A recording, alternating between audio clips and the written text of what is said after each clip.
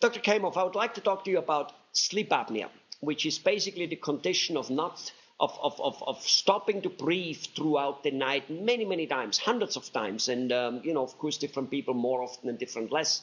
And by doing so, not going into deep sleep, by doing so also while one stops breathing, obviously not getting oxygen, which deprives the person of oxygen and of sleep, one of the two most important things a person can have.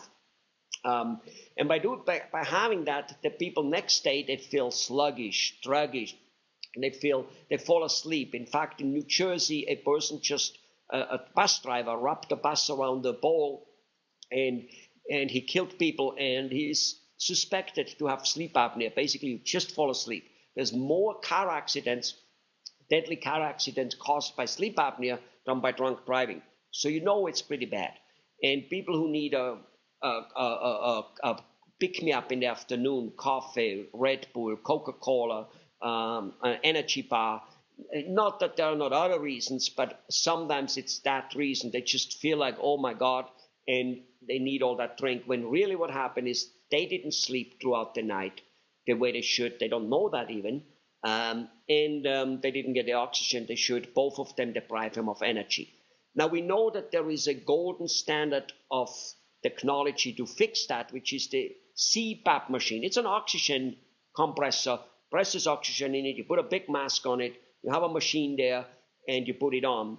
So where does a dentist come in to fix it? Because obviously it is a problem which must be fixed. It's only lately that the medical field realizes that way more people have it than they ever suspected of having it, and it causes obviously all these problems we just mentioned, plus other problems. How often can you not sleep, and next thing you know is you're going to get very sick from the littlest storm, flu, or whatever it is, because your body is weak and tired. So where does a dentist come in fixing that? Well, we as dentists, we make special device that keeps your mouth in a special way that prevents your tongue going backwards, meaning we move the jaw a little bit forward, that keeps the tongue away from closing the airway, so you get your oxygen and you get your sleep better. So you actually do not snore anymore, and you sleep in a more peaceful way. Got it. So basically, what you're saying is that special device, is that a mouth guard or like a night guard or something like that?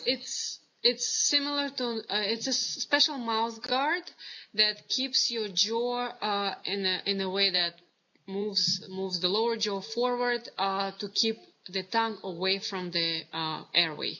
So it gives you more way to breathe. Mm-hmm. So you are saying that I think you said, correct me if I'm wrong here, that you said it also fixes the snoring.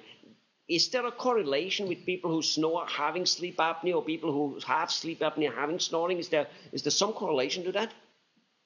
There is a correlation that snoring causes sleep apnea. Doesn't mean that every person who snores gets sleep apnea, but every person with sleep apnea has snoring. Really? So obviously that's if you have a spouse, then that's a double whopper. Number one, the spouse has an energetic spouse next day who doesn't fall asleep half and is cranky because he is not so full of energy. And on top of it, he or she can sleep herself because the other guy doesn't snore, the other person. And that looks like by itself pretty good thing. So how does this dental device, this sleep apnea, compare to the Cpap machine, the compressor which presses air in it? How do those two compare? Both of the devices, they provide oxygen to the patient. So that what keeps the patient breathe better to prevent the sleep apnea. But to go to the special place to get that machine with the mask, it's a hassle. Here it's very convenient in your own home, in your own bed. You just put the mouth guard in and have a good night's sleep. So, obviously this machine, a person takes it home also, but it's big and bulky and difficult to wear. That's basically what you say. Big and bulky and noisy.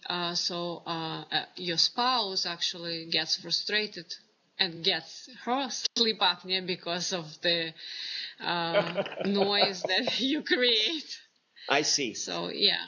Yeah, well, it obviously doesn't look very comfortable to have to wear a machine with a hose going away, but probably you can't really toss and turn, where if you have a mouth guard in it, you can toss and turn and sleep whichever way you want, right? Yes. You can turn and toss and turn and just enjoy your sleep. And wonderful. Now, actually, is it, let's just say for people who travel, not just once a year on vacation, even though that's enough, but, some people travel more than others on an airplane and or in hotels and whatever. It's obviously way, way more difficult to carry that honky machine around, yes. Even if you are getting used. Because I've heard that lots of people who use the Cpap machine, they have it and they stop using it because it's too expensive. It's not expensive, but yes, it's expensive too compared. But they bought it, they have it, and it's just too inconvenient. Yes. But there's the other part of the people who travel. They need to bring that bulky machine, even though they make them relatively small these days, but it's still bulky. It's still cumbersome to carry around. Is it true that once you have sleep apnea, whether you wear a Cpap machine or you wear the dental appliance, once you wear it, it's like with glasses. If I am needing reading glasses and I don't have them on, I won't see. If I put them on, I see. I take them off, I don't see. Is it true that with sleep apnea, you wear one of those two appliances and next day you will be fine because you got your night's sleep, and you don't wear it next day, you will not be fine because you simply didn't get your night's sleep? Basically, it's not like food or vitamins. Well, you can miss a few days here and there. You're fine because you have something built up. This is not a built up. This is like with glasses or with lenses. You put them on, you see. You don't take them off, you don't see. Simple. Is it true that this is like that? Yes, it is. If you use the machine,